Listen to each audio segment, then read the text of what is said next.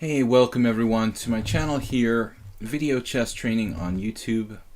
I'm International Master William Paschall, and every week or so I try to upload a new video here, something instructive chess-wise, sometimes part of a series or sometimes standalone videos. This is analysis of a recent top Grandmaster game from the Grenke chess tournament 2017 in Germany. Levon Aronian is playing white and Vachier-Lagrave black. These are two of the top 10 players in the world. Aronian from Armenia is playing white, and this is a very interesting game for me, in particular because he plays an opening that's actually a vital part of my kind of tournament repertoire. White plays knight to f3. Levon likes to play the English opening. He plays d4, he plays knight f3, so mostly queen pawn and flank openings. Vachier I don't know as well. He's risen to the top in the last few years.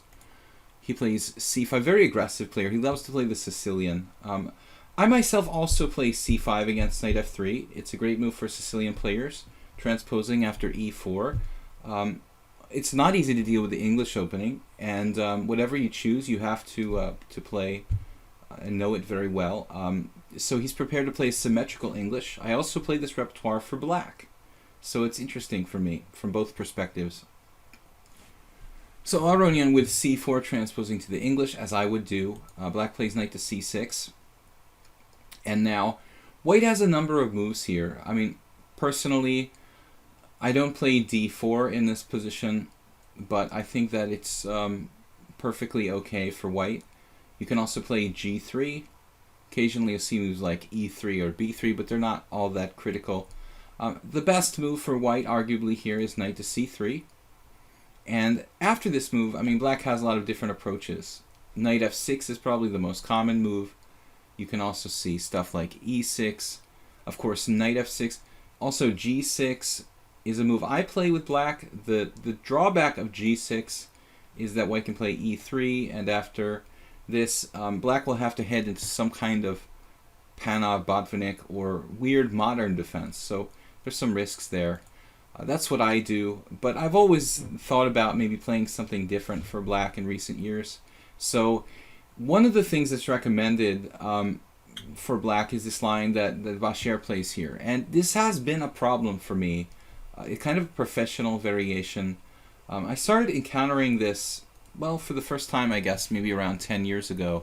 I noticed it for the first time when Grandmaster Zoltan Medved played against me here at a tournament in Hungary. But basically what this is, if you want to think about it in a kind of philosophical way, is the floor Mykonos variation of the English, kind of with colors reversed. So I can show you what I'm talking about basically here. If we go back and we would play, let's say c4, knight f6, knight c3, and now e6. And this variation played by Floor, Mykonos, and Korchnoi, a very favorite variation of the late great Victor Korchnoi, Victor the Terrible. e4 is really one of the most fun and interesting lines in the English opening. And typically after something like c5, we can get what is like kind of effectively a mirror image of the opening in question in the game I'm going to show you, with white having the white side of the position basically having like one extra tempo. So I borrowed some ideas in my analysis from this fact that this is a floor Mykonos in reverse. The actual game now we're going to go back to here. After, let's review the opening moves. Knight f3, c5, c4, knight c6, knight c3, e5. So in effect, a tempo down floor Mykonos variation. Obviously not as dangerous, not as effective when you're playing a tempo down. But there's still a really tough nut to crack here. I mean, I don't know that white can get an advantage in any opening, but I'm struggling against this particular setup, have been struggling for a while. And black's idea, I guess, is more or less in most cases to transpose to the so-called Botvinnik variation. After g3, g6, bishop g2, there are various permutations as far as move orders. black goes into this setup, which has been for many, many years considered to be a very reliable and solid, yet somewhat aggressive setup for black against the English opening. American Grandmaster Ne4 for example, comes to mind. He's been playing this all as long as I can remember. Playing for a win against weaker players too as black. So G3 just transposes to a normal line, basically. So if white really wants to punish the setup, he has to play E3. Now, the attempt is to kind of strike at the heart of the whole thing. Basically, you want to kill the vampire, you have to stab it with a stake through the heart. If you want to kill the Dutch defense, you have to stab it with a stake through the E4 square, like right down the middle, refuting the opening in a sense. Breaking with E4 against the Dutch, and here it's D4, breaking at the heart of black's position. I mean, his whole position says, I want to control D4. I've played C5, E5, Knight C6. My whole game is based on playing for control of D4. So, I had a very strange experience in a recent game with Grandmaster Konstantin Chernyshov. He played a very strange move here against me, D6. I don't really recommend this. It seems very strange indeed. And the line went like something like D4, E takes D, E takes D, Bishop G4. That's a very strange, bizarre kind of different version. And you see the engine here is kind of freaking out. White has almost a pawn worth of advantage. So I was very surprised by that. But that's not really black's main idea here. So D6 doesn't make sense. Basically, black's playing either knight F6 or the more interesting F5. F5 is a little bit of a story for me because it goes back to that reversed Flormekiness variation I was talking about. F5, when Zoltan Medvedev played this against me back in 2006 or whenever the heck it was, I was kind of in a state of shock. I thought, wow, that's that move doesn't look really sound. It looks weakening and early, and I mean, black is black and he's a tempo behind. So this whole business with playing F5 might even revitalize this variation, surprisingly. I think that F5 might be the best move. And again, we continue something like D4, E4. And I think, be perfectly honest, we can follow my game with Zoltan Medvedev, a few more moves here, D5, E takes F3, and we get a game that's very, very similar to the game in question you're about to see. D takes C6. I believe that's what happened in my game, but something like this. And queen takes, king takes, and an endgame where things seem relatively equal. It's close to equal. We see some games here, Giri, So, Buman, Lupulescu. Nothing before 2011, really, in those top games. It's a newer idea, but it's questionable whether black should play F5 or not. You can see this bishop is kind of hemmed in by its own pawns.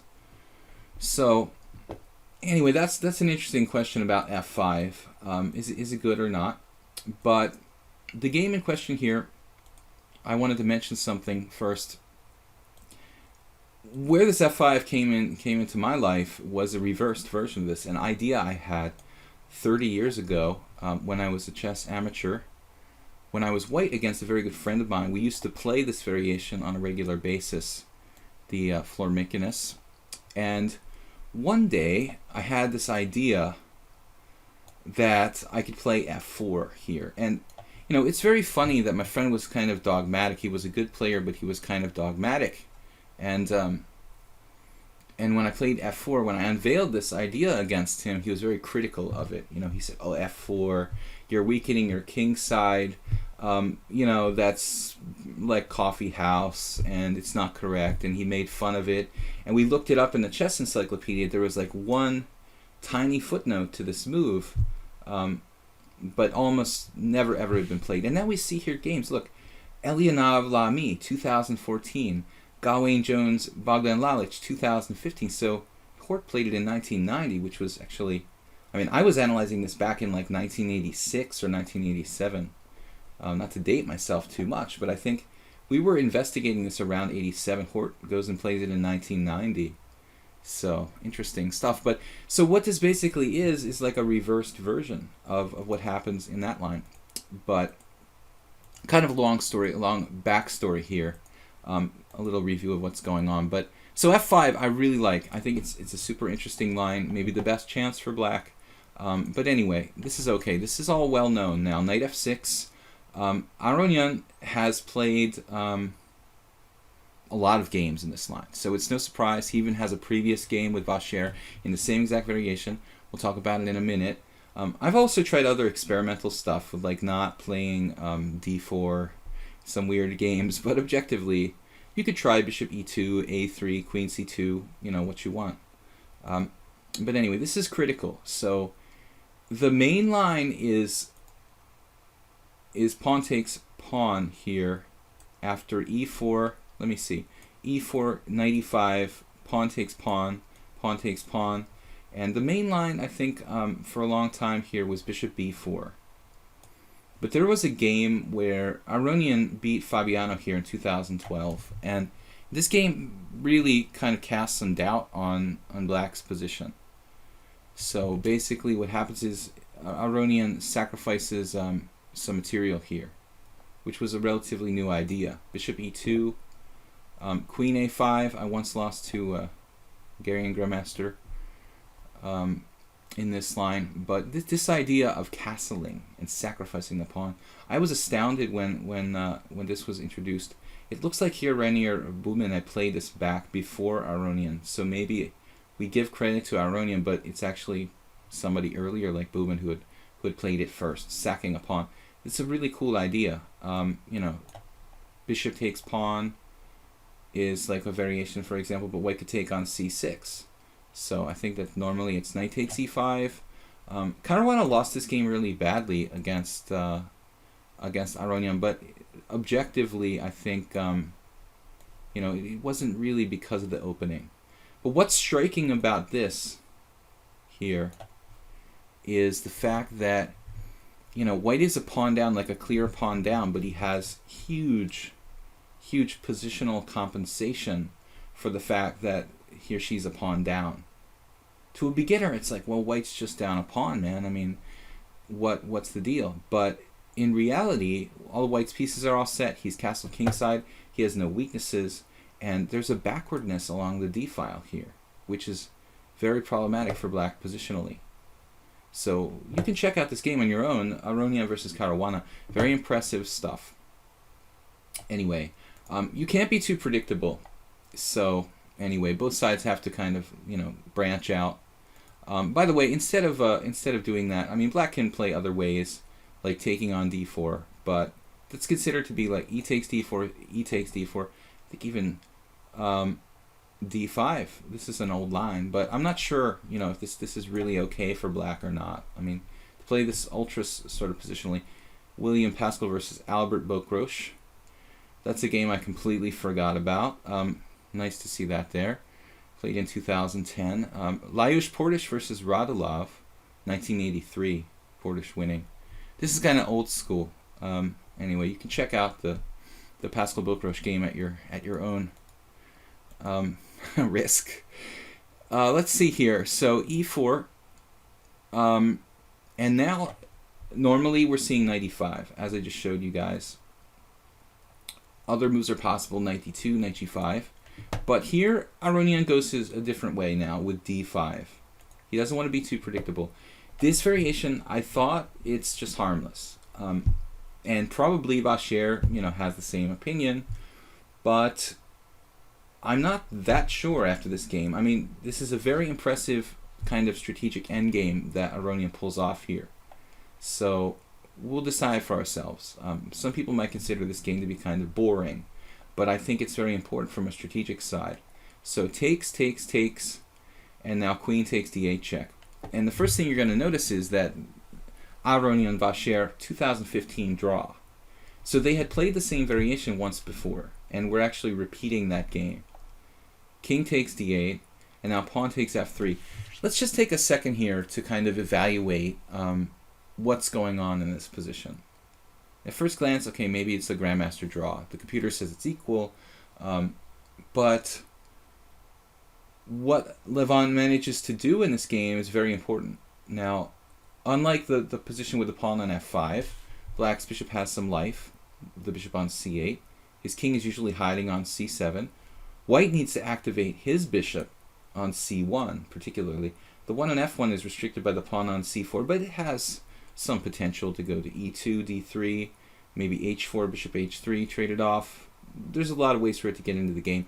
This one here on c1 really needs to go to b2, I think, in most cases, to activate bishop b2.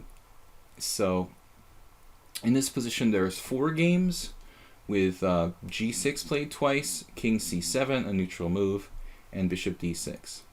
Now, king c7. Surprise, surprise, this is the move played by Vachier. It's also Stockfish's #1 choice.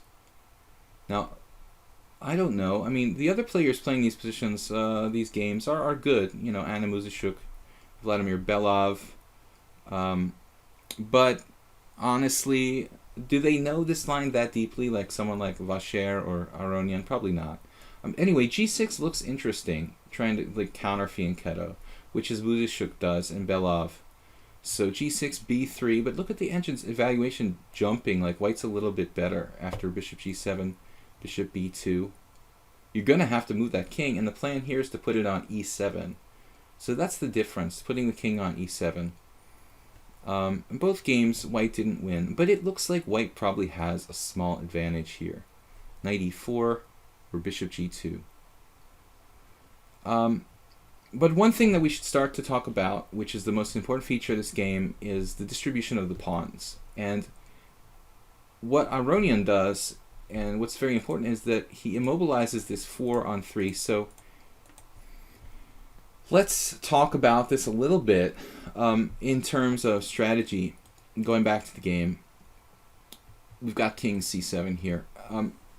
If this were a king and pawn endgame, you know, let's think about it like if we talked about,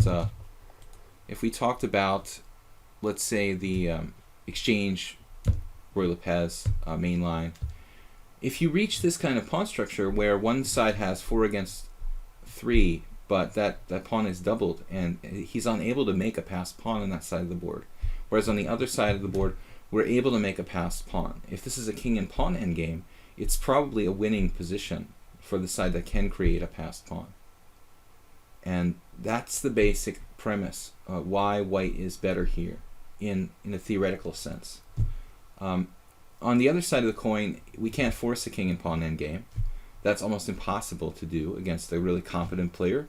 But it doesn't necessarily have to be a king and pawn endgame, as we'll see here. The advantage pertains to some other endgames as well. b3, bishop e7. They're following their previous game, bishop b2. I mentioned this. Obviously, this bishop is happy to go to this long diagonal. And now rook d8. So probably all pre-computer checked by a player of Vachier's level. I mean, rook d8, you know, he prepared for the first game with Aronian, but he must have thought, well, there's always a chance he might go back in that same line again, which is what happened here. So this next move is a surprising move to me. I would be afraid to play h4. And Levon is a very, very deep strategic player, so he knows a little bit more about the game than I do. Obviously, that's an understatement. But on paper, this looks like a risky move, h4. The engine doesn't like it. It wants to play something like bishop g2 or knight e2, you know, and just kind of develop the pieces, or even king e2 would be the plan with bishop g2, probably. But h4, grabbing space, and immediately Black plays g6, which feels right, you know, fixing the pawn. I would think you could play h5, maybe? Would it be possible to play h5? That could have consequences, like knight e4, huh? If h5, could we play something like knight e4?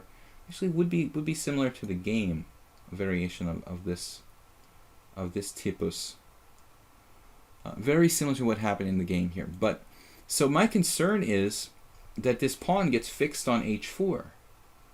And in the hands of a beginner or an amateur player, I mean, this might even be a disastrous mistake. The pawn gets fixed on h4. Eventually, it gets weak, or else our rook is just simply tied down to protecting the pawn on h4. So this is a very, very risky move. Now, knight e4, and, well, we're trading pieces in this position, eliminating the guy who can go to h5 blockade, and the position just transforms a tiny bit here. But it's not a drastic change in the position. We still have 4 against 3 on the queen side, and 4 against 3 on the king side. Black is going to have a hard time mobilizing that majority. White is going to have a hard time mobilizing his majority too. By the way, this is a new move. This is Aronian's improvement over his previous game where he played bishop h3.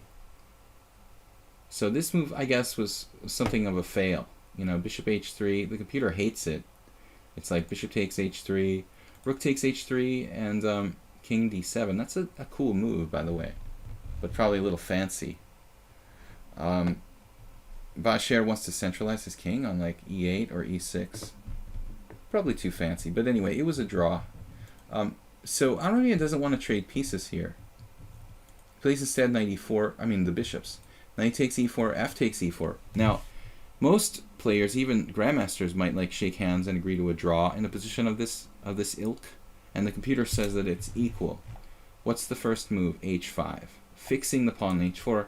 Oops, that's what I was afraid of. But one thing that we can do is maybe transfer the bishop. Bishop e5 check, bishop g3, guarding, relieving that rook of duty. Although white has to be a little careful, you know, about the dark squares. So if you do like bishop e5 check, you've got to be careful that bishop doesn't come to f6, start to come into your position. Still, this is the best move.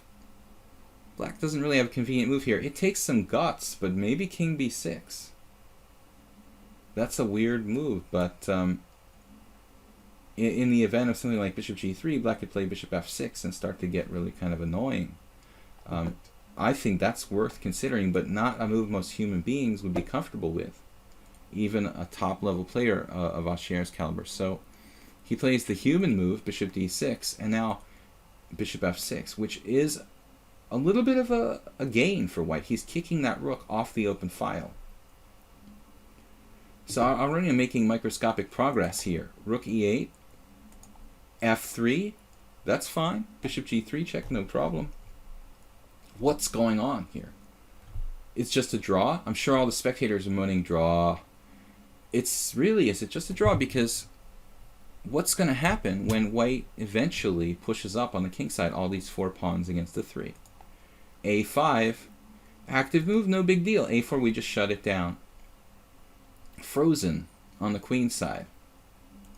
Bishop e7, bishop c3, and that's kind of annoying. He's hitting a5. So bishop e6, castles queen side. This is a tough decision for white, the castling queen side part, but he's got to be careful because b5 can happen. And Vachier is a very, very strong player. So I think that Aronian decides that he needs his king on c2 in the event of some kind of queenside action by black. The king will stay kind of in the center, but at the same time maybe protect the base of his pawns there. Not to say that it wouldn't be possible to play some very average move like king f2. You know, I think this is okay too. But you've got to admit that taking the open file looks like a small side benefit. b6 protecting a5, and now bishop e2, very simple move, and then rook d8. Rook g1. I don't know. I think that white could avoid the exchange of rooks here. I also think he could trade a set of rooks. This is not a perfect game by Levon. Nobody plays a perfect game of chess.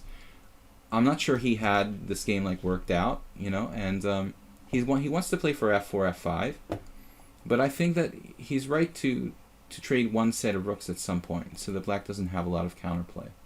The computer's saying b5 here, but it doesn't really do anything. So there's b5, king c2, as I said, guarding the base of the pawn chain. b4, you know, I don't know, maybe black has another move, but I don't see it. So b4, and that's it. You know, this is your 4-on-3 majority on the queen side, and it's not getting through. So you're effectively down a pawn on the king side in this position. And again, king b7, bishop f4. And this is the first step, you know, like negating that pressure on the h4 pawn. And suddenly you realize Aronian's making progress here, but black plays rook d7, and he's like, uh-oh, there's a problem because black's going to double on the file, and that's why I thought maybe he should have traded rooks earlier. e5, bishop f8. I'm not sure about this move. This is a nice move, e5, because now we have e4 with the bishop controlling d2, if need be. There's a lot of complicated stuff going on. I mean, the c5 pawn could become a target after e4, bishop e3. Black plays bishop f8, perhaps to try to attack the pawn on e5. And then suddenly Aronian's like, okay, I changed my mind. I want to trade a set of rooks, just in case, so I don't have to worry about this invasion along the d file all the time. Rook takes rook, rook takes rook, bishop g7, trying to keep him tied down to e5. But this is really only a temporary problem. Bishop d3, improving that piece a little bit. Also, not allowing black to play the good move, bishop f5, bishop g5, rook d7, and f4. And now we say, uh-oh. That's really done no damage. Bishop g7, we've just been able to protect our pawn chain. And suddenly, the computer's like, oh, okay, white's better. Yeah. Because white has a pawn majority, black doesn't. And it's really amazing the way Aronian takes him out. Bishop g4, bishop e2. This was a nice move. A little tactic. But suddenly the writing's on the wall. It's like, okay, yes, obviously a king and pawn endgame is lost for black, but you know what other kind of endgame is lost for black? With this pawn formation in many cases? Same color bishop endgame. Because in same color endgame with bishops, it's not that different. You know, the passed pawn on the outside passed pawn is usually decisive. And Vachier has a problem. I mean, I think at the end of the day, you know, maybe it didn't help that he played b5, b4, because these pawns become targets at the end of the day. Bishop e2, bishop f5 check, king c1, and then king c7. Bishop f3. They're kind of playing a game of chicken here. e4, bishop h3, and f5. Now this is the key moment of the game. You know, honestly, I don't think trading rooks is wrong for white in this position, but he has no reason he has to trade rooks. I think they're facing off here, and nobody wants to give an inch. But it probably doesn't change the evaluation of the position. If he were to play rook takes d7, I think white is still clearly better. And now f5, and this is a really, really, really devastating blow. Basically, it's not winning anything, but we're trading pawns, trading a double pawn for a non-double pawn. That's like white's handicap. The double pawns is kind of limiting his ability to move these pawns forward. We're going to trade a healthy pawn on h5, which is also the one that's blockading our outside pawn, for the pawn on f5. And that's not good. Bishop takes. And now we're threatening rook takes d7 and bishop takes f7, which will leave us with two very dangerous passed pawns. So pawn takes e4, rook takes d7 check, and then bishop takes f7, 1, 2. And obviously, Vachier didn't play this really the best. Instead of doing that, at this point, bishop takes h5, f takes e4, rook takes d7 check, king takes d7. Yeah, I don't know what to recommend here, really. It's funny how the computer evaluation jumps, but perhaps he could sit here in this position and find a different way. Rook takes d1, for example. King takes d1. There's a threat of e6 in this position. e6, pawn takes pawn, pawn takes g6, which is just absolutely devastating. So what can he do? For example, king d7, e6 check. Like, there's just nothing to do. King e8. It's beautiful. e5. And if f takes e6, pawn takes g6, and this one is falling here too. So it's just like the whole house just falls apart. The whole pawn chain. I mean, a lot of people were like, draw, draw, draw, thinking the game would be a draw. It's not. black is probably just lost here. F takes e4, rook takes d7 check, king takes d7, and then two outside pawns, especially this pawn. This is critical. Anytime you play a bishop's endgame, having the further outside pawn is often decisive, even if material is equal, and this is no exception. So the smoke clears here. E6 check, bishop takes e6, bishop takes e6, and it's nice because, like, theoretically the material is even. King takes e6, king d2, and Vachier simply resigns. The situation is not that easy for black, because not only does white have this outside passed pawn, but he's simply dropping his whole pawn chain on the queen side. This bishop can get in there to d8 and take the a5 pawn, and then we're going to have another pawn, passed pawn on the other rook file, far, far away where no one can stop it. So this is absolutely winning position. I mean, we play a few more moves. Let's say what the computer would suggest here, like king e5, h5. Black just cannot get in. So it's hard to recommend a move. I mean, king d4. What are we doing here? h6, bishop h8, bishop f4, and the h pawn will act as a kind of decoy.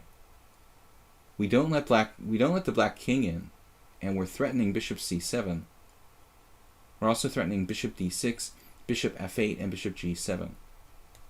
The pawn just goes down, and then something like bishop h8, I guess bishop e3 check. This starts to fall, this will fall, this will fall. They'll all fall. King e5, bishop takes c5. So the black king never gets in here, and we just start taking black pawns. And obviously, this will eventually be over. So I thought this is, you know, a kind of overlooked game. I mean, a lot of people thought, well, just a boring end game. I mean, there's a lot to the opening, and there's also a lot to this game strategically in the end game. I thought that Aronian is playing very impressively. He won a very, very nice game against Rd8 as well in this event. He played well throughout, a good technique, winning against Hu Yifan, and just really, he looked very impressive. So he may be making a run back to the top echelon, top 5. And I think he really is a legitimate player who has a chance to take out Magnus Carlsen. So we'll see. He's kind of had some trouble in candidates tournaments in the past. Maybe a lot of pressure makes him nervous or something. But I mean, as far as like being one of the strongest players in the world, I mean, and being one of the people who could really be a threat to Magnus Carlsen, I think there's no doubt that Levon Aronian is a legitimate threat, you know, and he's one of the only players I think who could take the World Championship from Magnus Carlsen, hypothetically. Anyway, well, everyone, thank you for joining me here on my YouTube channel, Video Chess Training, International Master William Paschall. This was, again, Aronian versus Vachier-Lagrave from the Grenke 2017 tournament in Germany. Thanks again. Bye-bye.